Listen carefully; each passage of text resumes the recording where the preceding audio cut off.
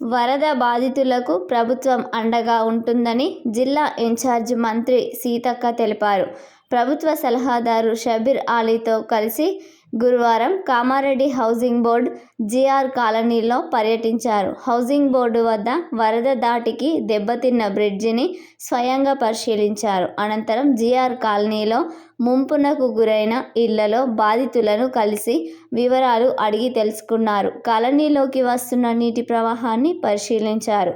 బాధిత కుటుంబాలకు షబీర్ అలీ ఫౌండేషన్ ద్వారా పండ్లు, ఆహార ప్యాకెట్లను పంపిణీ చేశారు. అనంతరం మీడియాతో మాట్లాడారు. ఇంతటి విపత్తు జరగడం బాధాకరం అన్నారు.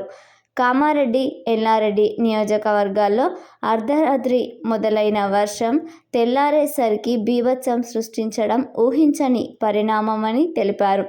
వరద దాటికి ఒక డాక్టర్, మరొక ఇద్దరు చనిపోయినట్టుగా తెలిసిందన్నారు. వారి కుటుంబాలను ఆదుకుంటామని సీఎం చెప్పారని తెలిపారు. వరద ఉధృతి తీవ్రంగా ఉన్నట్టు గుర్తించామన్నారు. వరదలపై ప్రభుత్వం ఎప్పటికప్పుడు అధికారులతో సమీక్షలు చేపడుతుందన్నారు. ప్రాణ నష్టం ఎక్కువగా జరగకపోవడం సంతోషకరమైన విషయమని పేర్కొన్నారు.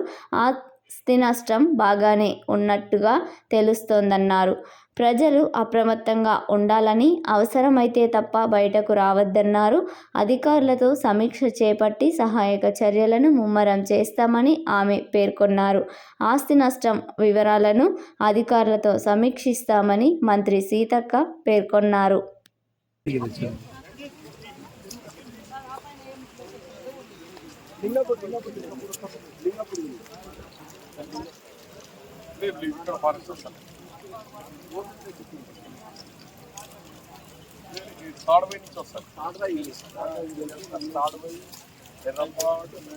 ఏ బాబు ఏం పర్లేదు.